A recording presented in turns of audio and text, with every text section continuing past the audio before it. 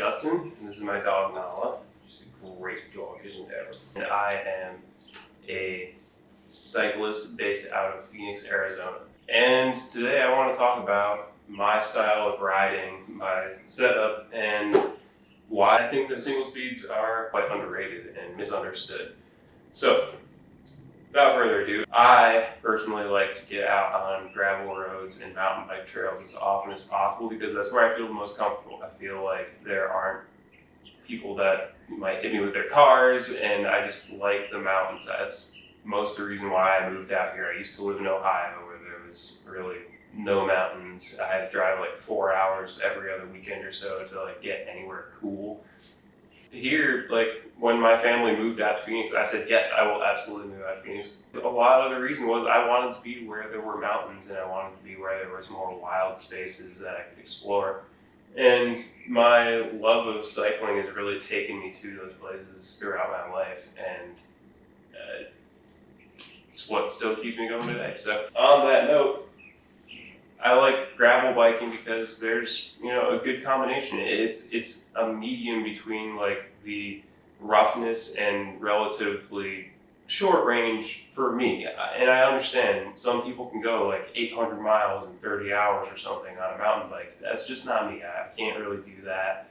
I love mountain biking. Don't get me wrong. Mountain biking is definitely my most preferred type of biking. It's just, I find that I can get more range out of a gravel bike or a gravel ride. And out here where Tonto National Forest is, 20 miles, 30 miles down the road, I can go 50 miles on the gravel route and gain 5,000 feet of elevation on those 50 miles. So I can go from the Sonoran Desert to the Alpine forests in one ride and then back down to the Sonoran Desert. And it's breathtaking when you're passing the features that are out here on a gravel bike or a mountain bike. It's just truly breathtaking. And the gravel out here is also not your everyday gravel. It's like riding gravel with chunks of rock, that big or bigger sticking out into the road, and sand and angles that you wouldn't believe. Like the steepest road in America is definitely a gravel road somewhere. It just hasn't really been charted or counted as a road. And that's what I find out here in Tonto National Forest. There's a lot of steep stuff, challenging terrain, and I like not being able to finish a ride because it gives me that sense of accomplishment once I finally do, and it's something to work towards. I like to not be able to get to the end of that ride the first time every time because you start feeling bored when you start like finishing the ride that you start on your first try every time. What's the fun in that? I like to get halfway up a mountain and be like, I need to turn around because I'm out of water, I'm out of food, and I'm about to pass out. And 3-4 tries later, you figure out what you need, the combination that's right, the gearing that you need, and you do the ride. So this is my bike. This is from the best I can tell, 1976 Fuji Special Road Racer. And honestly, it's probably my favorite bike I've ever owned. It's chromoly steel construction, which I find to be very smooth riding. It absorbs a lot of the shocks that modern bikes just don't. Aluminum isn't as flexible, carbon, it's too light. It kind of bounces around for me. I don't, I have nothing against carbon really. I've not had a bad experience with it. I just like the way that steel feels better and I feel more comfortable on it. I don't think this bike is ever going to break. Frankly, I've taken this bike down, a few, albeit mild, downhill trails, like downhill mountain biking or enduro trails by most people's classification. And I do take this on a lot of mountain biking trails too. It used to be a threaded bike. I converted it to threadless because I like that a little bit better for the riding that I do. It just gets jostled around and bounced loose too often when it was a threaded headset. I also replaced, every component. The frame is the only thing original about the 1976 bike, really. Well, that and the cable hangers in the front and back are the only two original parts other than the frame itself. Everything else I've replaced with more modern components that I like better. Starting out at the front of the bike, we have a Pro Max 25.4 millimeter threadless headset. And it's not sealed bearing. I had a sealed bearing one, but I actually ended up breaking that. Oh, it was King Creek. It was King Creek. But yeah, I broke that one while mountain biking on this bike. The fork was 25.4 millimeter threadless fork, kind of hard to find. I actually noticed they might be stopping production of those fairly soon, so I might grab a couple more because I just, again, really love this setup and I don't know where else I can find that kind of fork. The wheel set that I have on it is a Bontrager Affinity TLR, so that's tubeless ready, and I do have it set up tubeless because you need to have tubeless if you're going to ride your bike in Phoenix for any amount of time. I really love them, and their rim brake, the Affinity TLR wheel set was about $150. Not bad for what they are, really, because I put 42 millimeter tires on them, and it works great. The front has clearance for 42, the back only has clearance for about 32. Pretty impressive for a gravel bike, especially since it wasn't designed to be a gravel bike, and it was built in 1976. I think it's on the count of being 27-inch wheels that were originally on there. The tires are specialized sawtooth tires. I really like those because they're a good combination between road and gravel because they can roll fast on pavement, but at the same time they still have enough traction that I don't feel like I'm going to slide out on every single turn. The front brake is a Shimano cantilever brake. I don't remember the brake pads that I put on that. The front cantilever brakes were $25. The next component is the handlebar set, which is a Ritchie Logic Pro 7075 T6 alloy handlebars. Those were about $100 new. I think I picked them up for $10 at a bike co-op. Profile design stem was $30, but I got it for like $10 again.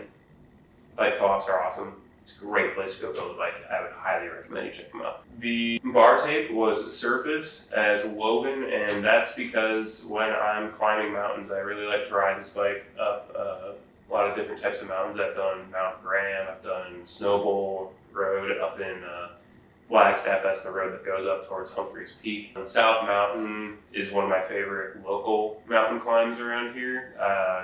And you know, during the summer, sometimes I'll crank out like 3 laps of that in a day. But when I'm doing that, I don't sit down while I'm pedaling up a mountain. I actually stand up and use the handlebars kind of to row the bike back and forth. That takes a toll on my handlebar tape, so I need woven bar tape in order to last me any amount of time, longer than like 2 or 3 rides max for foam bar tape. The shift levers, which I just use as brake levers because I don't have gears. These are Shimano Ultegra ST6700 shift levers. So those are a 2x10 shift lever set. They run about $250 used. I, again, got them off of kind of a junker bike that somebody had just kind of discarded. There's a lot of interesting characters that ride bikes in Phoenix. Like, why is that a junk part? I don't know. But now it's on a single speed bike and I think it's hilarious. So yeah, that's the way I'm going to use it. I did this paint job as part of an art class in college. It's nothing special. It really wasn't for a grade. It was more just for, fits and shiggles with my professor. I bought this frame while I was there and I drew some art on it, some Van Gogh inspired stuff on the bottom, coffee. I am obsessed with coffee, so I just put coffee stuff on the top too. Some abstract shapes and lines in the back, this pattern, kind of like navy camouflage or whatever, more shapes, some flaming hot rod flames in the front because why the heck not? But I kept these logos original, and then I actually have a signature from Gary Fisher on the other side here because I went to Trek Cyclocross World Series Cup, whatever, that race in Waterloo, and Gary Fisher was there. We just talked for a little bit, had a couple beers, and I asked him if he wanted to sign my bike, and he said sure, because I have my bike, and I put some tape over it because I'm stupid and I probably should have clear coated over it. Anyhow, now there's permanently tape and Gary Fisher's signature on this bike. Brooks C17 saddle. That is super comfortable. That runs about $120 brand new. This is a dimension seat post, I believe. That was about $30. This rear caliper, the Diacomp, was about $20. The crank set down here is what I believe may have been a State Bicycle Company crank set. I got those for free, so I'm not really including them in the cost. The average that I've seen at bike co-ops is between $10 and $30 for a crankset comparable to that. Pedals are Shimano XT M8020s. Those are about $90 when they were new. The cogs that I'm running are necessarily, I like their brand as far as modern bike companies go. Cogs are 16 tooth and a 20 tooth, and this is a 44 tooth. So my typical gear ratio is a 44/16. That's what I do most of my more mild mountain climbs with. South Mountain, when I do laps of it, I'll do 44/16 for my ratio. And then the 20 tooth helps me with a little bit wider range for stuff like Mount Graham or Snowbowl, where it's like a little bit more intense, although I have done Snowbowl in the 44/16 as well. For $30 a piece, so $60 total. The chain is a SRAM PC850 chain. It's just an 8-speed chain. They work very well for single speeds, in my own opinion. I have not had any issues with it. And running it as a single speed, I have extra links of chain into quick links. I just pop those on and off to lengthen or shorten the chain in order to fit the smaller or bigger gear that I want. The setup that I have is a little bit more expensive, but it's not all that bad considering I haven't had to replace parts other than tires since getting it to its current state. Like, even the bar tank has been, several thousand miles now. So I can't highly recommend it enough. Shimano ST6700 is $250 used. Shimano cantilever brakes were $25. Diacon center pole brakes were $15. Those are vintage, so whether you find those or not is not guaranteed. Shimano brake pads and the other brake pads that I have, I think they were Dimension, were $23 total. The PM8020 pedals were $89. The Brooks C17 saddle was $120. The Pro Max headset was $25. The Dimension fork was $79. It's $89 some places. The Affinity Tubeless Ready wheel set with the rim brakes was $150. The Surly 20 tooth and 16 tooth cogs were $30 each. The SRAM PC850 chain was $14. The 44 tooth crank was about $10 for me. You can probably find one similar for less than $50. The Specialized Sawtooth tires were $40 each. Those are 32 millimeters that I have on there currently. The Profile Design stem was $20. The woven bar tape was about $20. It's lasted a long time. The Special Road Racer frame was only $10 from a bike co-op. The Ritchie Logic Pro handlebars were $100 new. I got them for about $10 at a bike co-op. The Dimension seat post was $30.